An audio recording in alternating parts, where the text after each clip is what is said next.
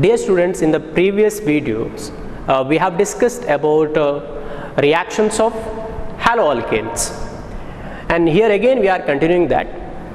In this video we are going to discuss elimination reactions and reaction with metals. Let's get going. First let us discuss about elimination reactions. Elimination reaction. Haloalkane with the beta hydrogen atoms undergoes elimination reactions. What is this beta hydrogen atom? You consider general form of one haloalkane. So haloalkane means there is a carbon halogen bond.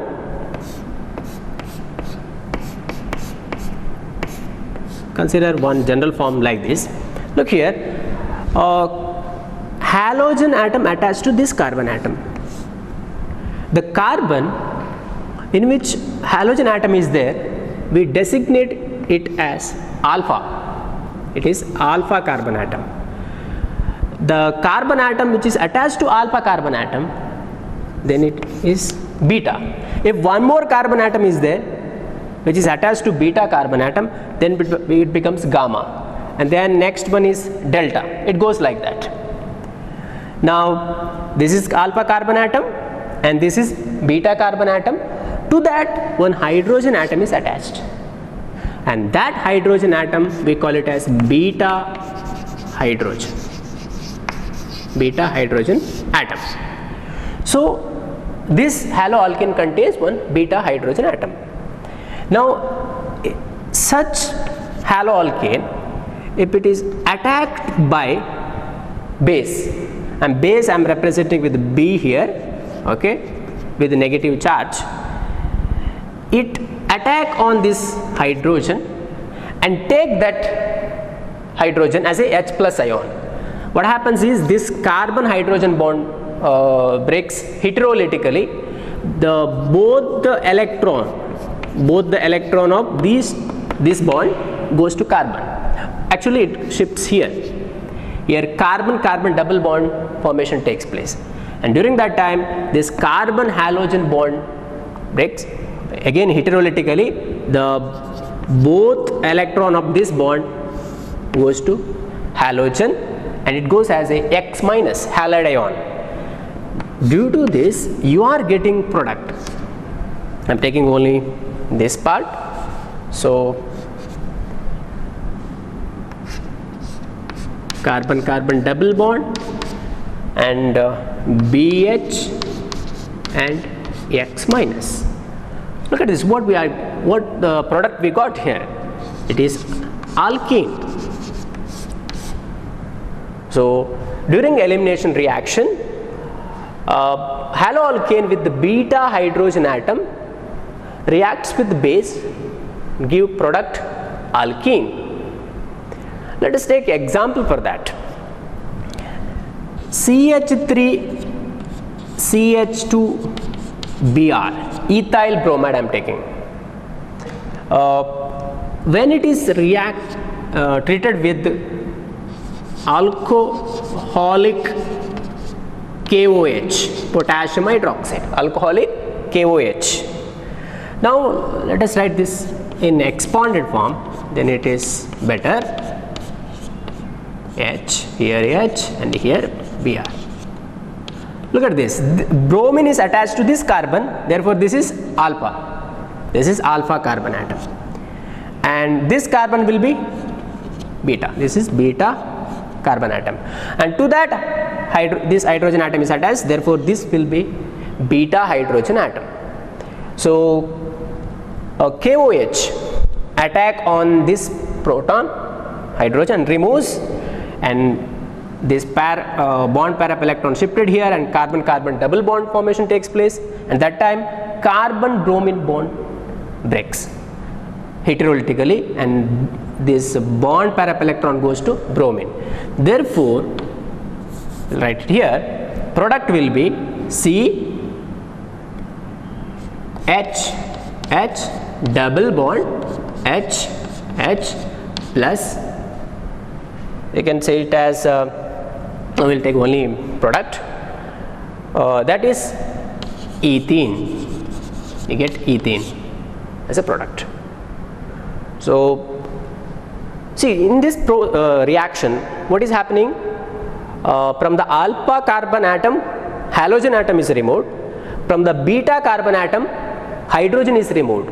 Therefore, this reaction is also known as beta elimination. It is also known as beta elimination. Reason is hydrogen atom is removed from beta carbon atom. And one more thing you can note down here, during this entire process, one halogen atom and one hydrogen atom is removed from the molecule, completely removed from the molecule.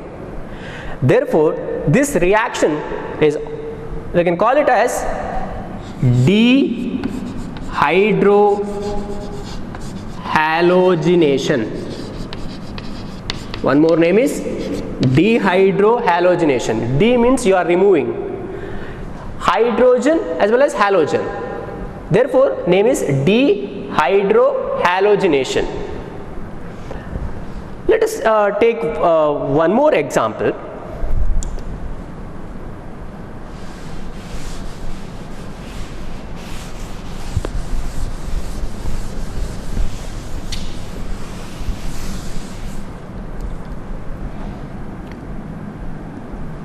I am taking CH3, CH2, CH2, CH, Br,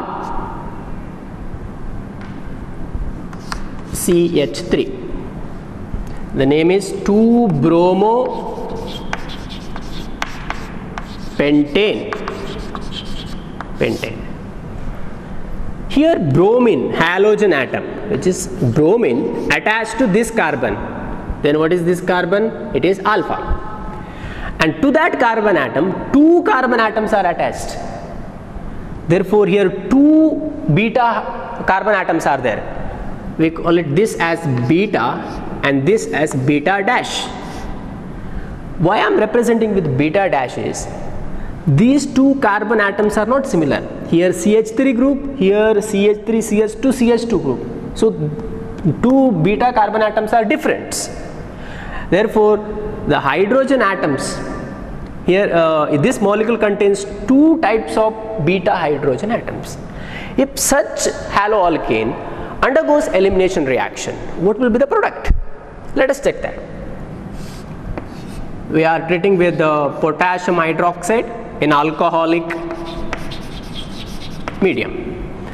Now first consider, bromine is removed from this carbon atom and hydrogen is removed from this beta carbon atom. So what will be the product that time? CH3, CH2, CH double bond CH, CH3. Double bond formation takes place between second and third carbon atom, because from the third carbon atom here hydrogen is removed, or from this beta carbon atom hydrogen atom is removed. Therefore, this will be the product. What is the name? Pent-2-ene is the IUPAC name. We will go further now. Other way, what is that? Bromine is removed from alpha carbon atom, hydrogen is removed from this beta carbon atom. What will be the product that time? OH minus in alcoholic medium. The product will be CH3, CH2, CH2, CH double bond CH2. You know that double bond formation takes place between this carbon and this carbon, that is first and second carbon atom. Therefore, product will be pent-1-ene. So you are getting two products. They are not same. Here pent-2-ene and here pent-1-ene. They are different. Now the question is, among these 2 products, which will be the major product? Or are we getting equal extent, 50-50%? No. Actually, we are getting one product as a major product, one as a minor product. How to decide which is the major product or which is the minor product? For that, Alexander Zaitsev, or it is also pronounced as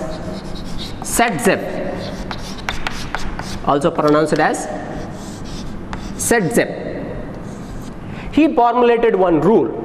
It's known as Zaitsev's rule or Zaitsev rule.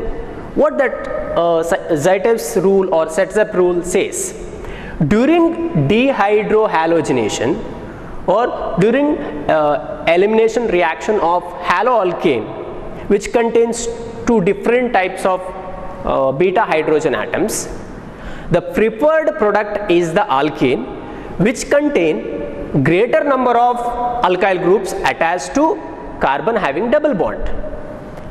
Look at the product what we got here. This alkene contains two alkyl groups attached to the carbon having double bond. See, look at these two carbon atoms having double bond, and to that here one CH3CH2 group is attached and here CH3 group is attached. Therefore, number of alkyl groups attached here is 2. But when you look at this product, here one alkyl group is attached, but only here two hydrogen atoms are attached. There is no alkyl group in this side. So only one alkyl group is attached to carbon having double bond in this product. Therefore, the major product is this. This is the major product, and you get 81%. To perform experiment, you get 81% this product, and this is minor product, and you are getting 19%. See, by using Zaitsev's rule or Zaitsev rule, you can predict when haloalkane having two different types of beta hydrogen atoms undergoes dehydrohalogenation, which is the major product. Which is the major product? The alkene which contains more number of alkyl groups attached to carbon having double bond, because that product is more stable. Because of that reason, you get that product as a major product.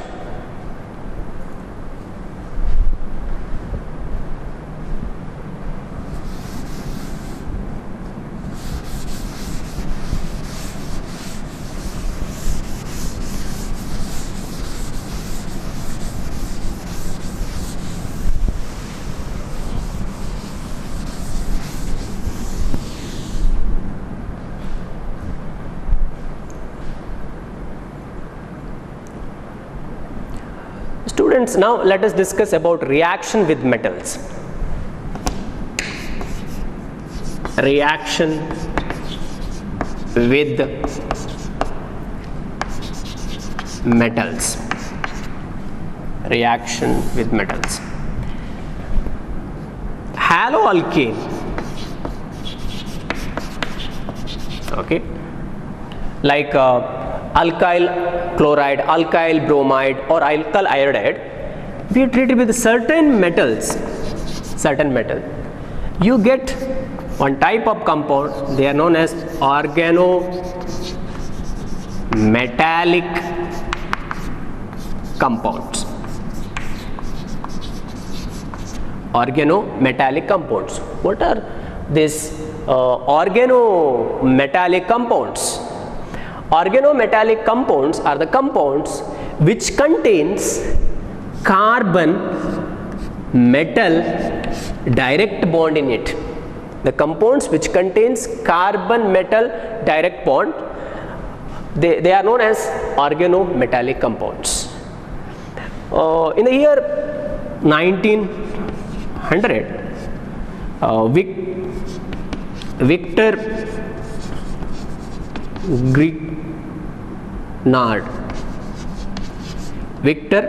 Grignard synthesized very important type of organometallic compounds. They are known as Grignard reagents. Grignard reagents. Very important because these Grignard reagents are used in the synthesis of many organic compounds. What is this Grignard reagents? Grignard reagents are like this: alkyl magnesium halide. Alkyl magnesium halide. The general formula is RMgX. RMgX is the general formula. Here R is the alkyl group, magnesium, and X is a halide, maybe a chloride, bromide or iodide. You can take example like CH3, right? CH3 magnesium and let us say bromine. So you can here you can see that there is a direct bond between carbon and magnesium. So therefore this becomes organometallic compound. Compound contains magnesium carbon bond. Therefore this is organometallic compound. Let us take one example, that is synthesis of Grignard reagent.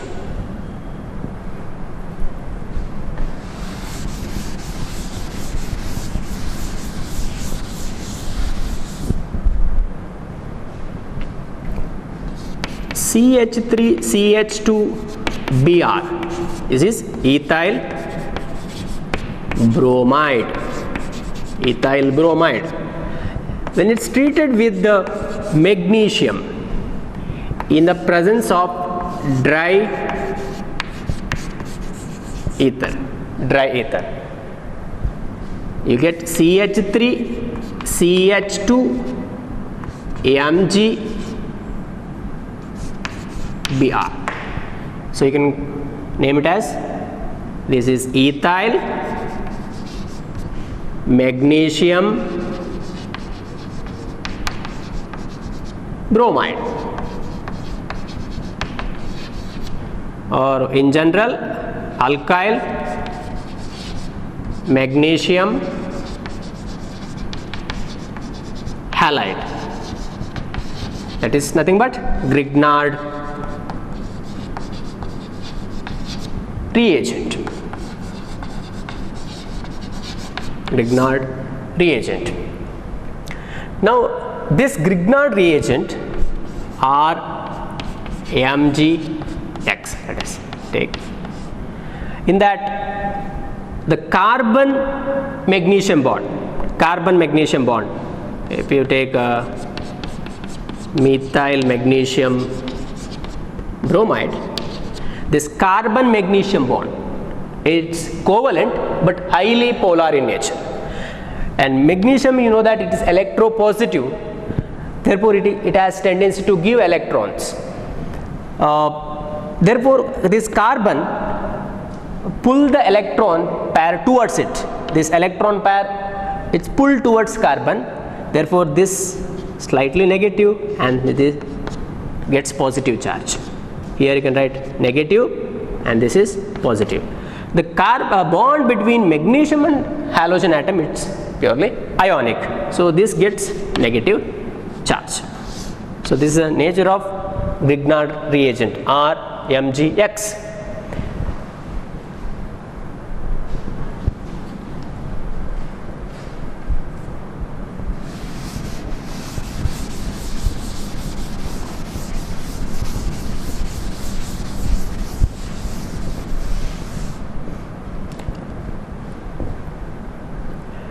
Grignard reagent RMgX, you can take Grignard reagent, has is a very reactive compound, okay, and it removes the proton from the organic compounds, or even it reacts with the water or alcohol and remove proton from it.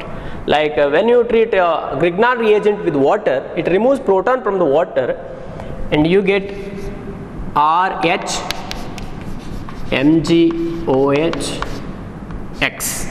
This is nothing but hydrocarbon. So here when you remove H plus here, it combines with the R minus, so you get RH. Then OH minus combines with the MgX, you get MgOHX. So look at this, Grignard reagent reacts even with water, therefore you cannot, you should keep Grignard reagent in dry condition. Then we'll take one more reaction.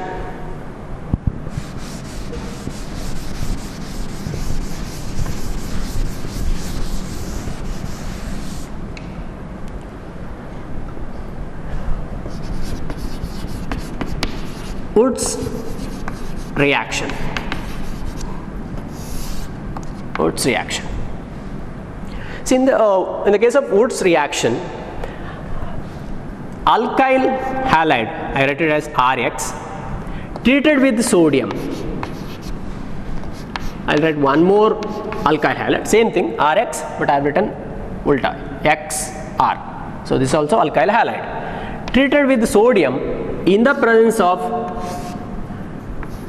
dry ether. In the presence of dry ether, X, sodium and this X combines and you get 2NaX, sodium halide.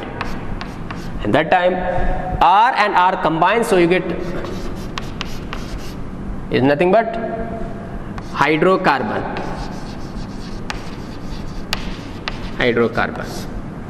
So here you get hydrocarbon which is having carbon atom double the number of carbon atom present in the alkyl halide. We'll take one example for that. Through that you can understand better. If you take CH3 CH2Br, ethyl bromide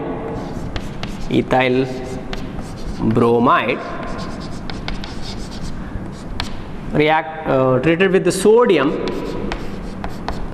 and I will write one more ethyl bromide, that is waste, in the presence of dry ether. Here bromine and 2 bromine atoms and sodium combines, therefore you get 2NaBr. CH3 CH2, here CH3 CH2, they combine, therefore CH3 CH2 CH2 CH3, and this is butane. Look at this, ethyl bromide contains 2 carbon atoms and the product butane contains 4 carbon atoms, so double the number of carbon atom it contains, you get. And this reaction is carried out in the presence of dry ether. Reason is you are taking sodium. Sodium reacts with water very vigorously, therefore you have to use dry ether medium.